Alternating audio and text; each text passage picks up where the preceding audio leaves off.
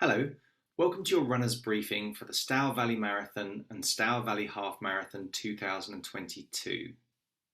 The races are on Sunday the 19th of June. We're doing the race briefing via this video rather than in person before the race, so it's mandatory that you watch all the way through to the end as there is a lot of important information in here. I'm John from Company of Runners and I'll introduce things. Then Lorraine is going to do a bad cop turn because we decided that she's way scarier than me. But please keep watching to the end to hear all the important information.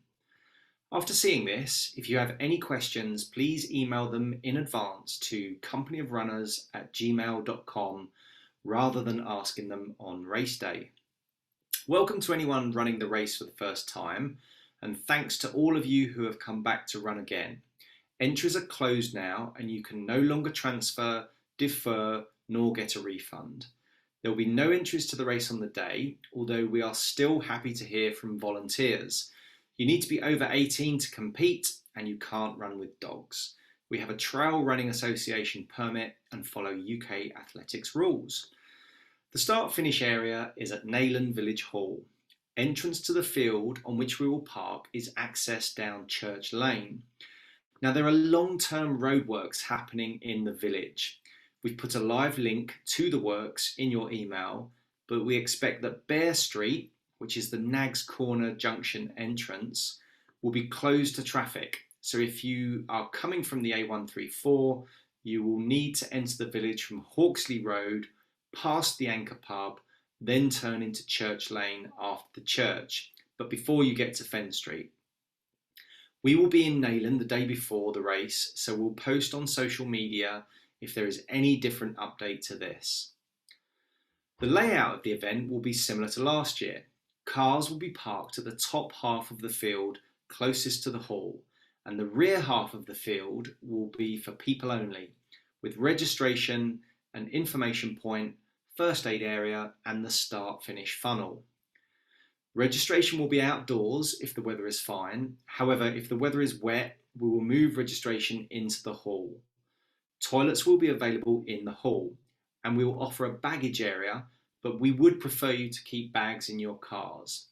Make sure your bag is labelled with your name and race number. We will not be liable for any losses, so please don't leave valuables, carry them with you. If you're running the marathon, your registration is from 8:30 to 9:30 a.m. and your start window is any time you're ready between 9 and 9:30. You would register at the desk, get your race number, get your Garmin ready, go to the start funnel, and I'll be there and we'll have a "Are you ready to start?" chat. Then your time will be started on an iPad and your race finishes when your time is stopped on this iPad back at the funnel. For the half marathon, your registration is from 9 to 10 a.m. Your start window is similarly any time you're ready between 9:30 a.m. and 10. If someone running the half wishes to run with someone doing the marathon, please start within the marathon start window.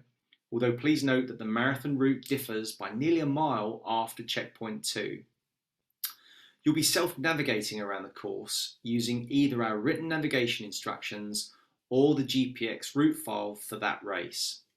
Some of you will know that there is a mean hill in mile 1, so don't feel defeated if you need to walk this hill right at the start. Trail running is about the achievement, not a PB for most runners. Please also note that the cut-off for the marathon will be stringent at 8 hours. You'll be pulled from the race at Marshall Point 3 after the first loop if you are not there in 4 hours, and again at checkpoint 4 in Bures if we feel that you will not make it to Neyland in 8 hours. For the half marathon, this will be less stringent, but you should still be expecting to finish in around 4 hours. Whilst this may sound easy, any previous participant will tell you that this route can be tough on a hot day. Should full marathoners find that they cannot continue beyond checkpoint 3 at halfway, make your way back to the finish, and if numbers allow, we'll try to award a half marathon medal rather than you being a DNF. T-shirts, however, have been individually ordered according to size preference. Our medical support is again from Challenge First Aid, and we would also like to thank the Finish Line Fund for the grant which covered the cost of us hiring the medics. If you have any allergies or medical conditions that we need to know about, please email us in advance. If you put an X across the front of your race number using the pen at the registration desk, it will help to let us know to check your details. If you feel ill out on the route, please try and make it to a checkpoint to alert us, as we can then get help to you more easily. If it's an emergency, please call 999 or 112 to alert the emergency services. Then call me, the race director. My number is on the navigation instructions and in the summary email. Please add this number into your phone, although please only use it on race day. We also recommend the use of the What 3 Words app, which gives a very precise location reference for where you are should we need to get medics to you. So it's an idea to download that to your phone. If you decide to retire from the race and you're not at a checkpoint, please call the race director and let me know. Note that we will not necessarily be able to send transport out to you, so you will need to be self-sufficient in getting yourself back. We have no mandatory kit list as such, so please be sensible and dress appropriately for the weather conditions and for a trail route. But we would like you to carry a mobile phone, and it should be the number that you gave us when you entered the race. If you think that might be different, please check with us at registration. Plus, we're also trying to get back to the pre-COVID days of being a cupless event. So let's train you up again for that, ready for next year. Please bring a collapsible cup if you can.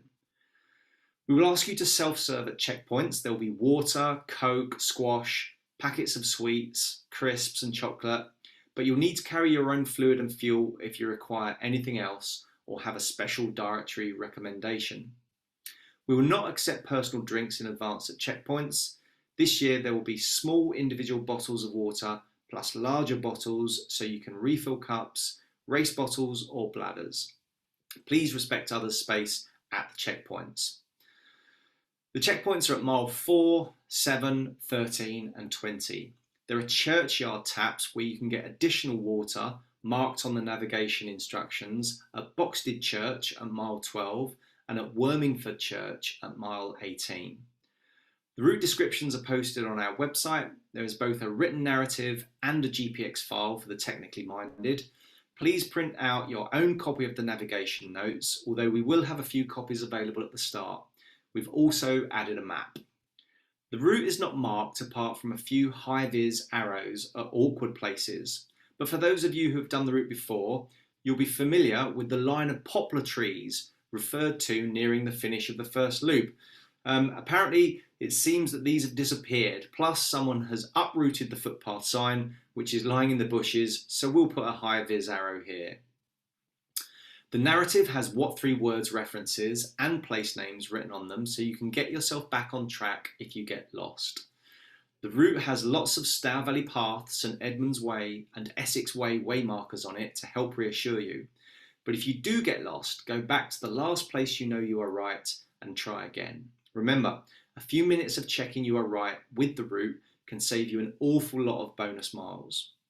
I'm the race director and my phone number will be printed at the top of the navigation instructions if you get very lost and need help. Right, that's my good cop section done. Now Lorraine will do a quick bad cop bit and then she'll hand back to me. I'm not scary, but I am going to make a few blunt points. The route changed last year. The start, finish and mid-section of the marathon are not the same as they were pre-COVID. We did point this out in last year's briefing video, so we were disappointed with the people who obviously didn't know or chose to ignore the new route. So all I want to say this year is just please follow the correct route. Check that your Strava route or your GPX or whatever it is that you're following is the new route as of last year or this year, please, not from several years ago. If it wasn't a route that was organised by a company of runners, it will be the wrong route. We will especially not tolerate runners arguing with marshals. They are giving up their time to help you and they are passing on our instructions, i.e. they are in charge and not you. Sorry to harp on about incorrect routes, but I'm also just going to mention the field corner at mile 8 in the marathon. And again, I am aiming this, I'm afraid, at people who have run this route for years. There is no longer a permissive corner cut across this field anymore.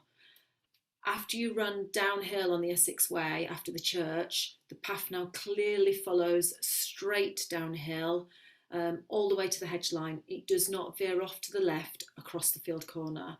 We had an unhappy farmer last year because people were cutting this corner. And also, somehow, some people ran the second loop of the marathon backwards.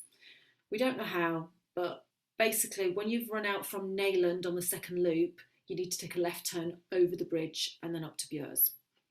I hope I haven't worried any newer runners. The navigation is easy to follow. That's why we were so amazed that people managed to get it wrong last year. But this year, we're all going to follow the correct route. Let's talk about spectators just quickly. More than happy that they come along and cheer you on at the start or at the finish, but not at checkpoint 1, please. There's absolutely no room to park or even stand there. So please, only spectators at checkpoints 2, 3 or 4, or they can find you out on the route. There's a map attached to this briefing email. And just a few more do's and don'ts. Please don't overtake on the small and narrow paths. Wait until you get into open ground. Please respect other path and pavement users. We've got a zero tolerance policy on littering.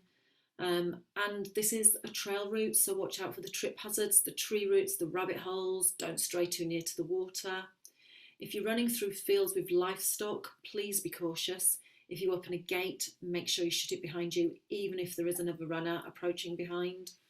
The farmers have moved animals into different fields this year and they're wary of us running through these fields, so please let's show that we can be responsible runners.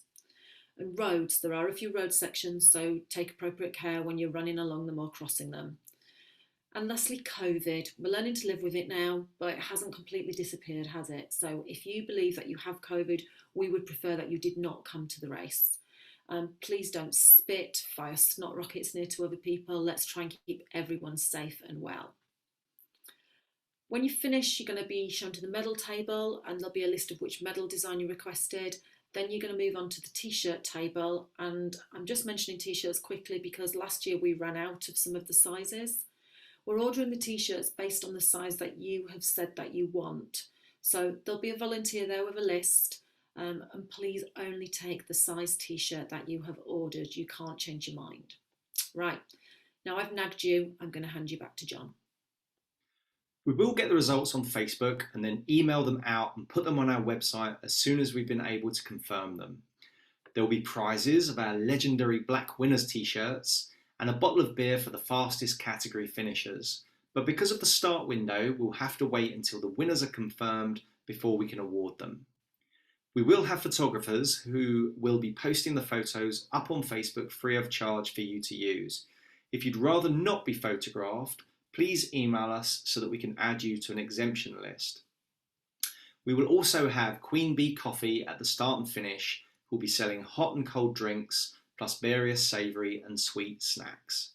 So, thanks for staying with me to the end of this briefing, and for bearing with any nagging parts. We are looking forward to race day. I must not forget the huge thanks due to all the volunteers who will be helping us on the day. Without them, there is no race. So, see you on June the 19th.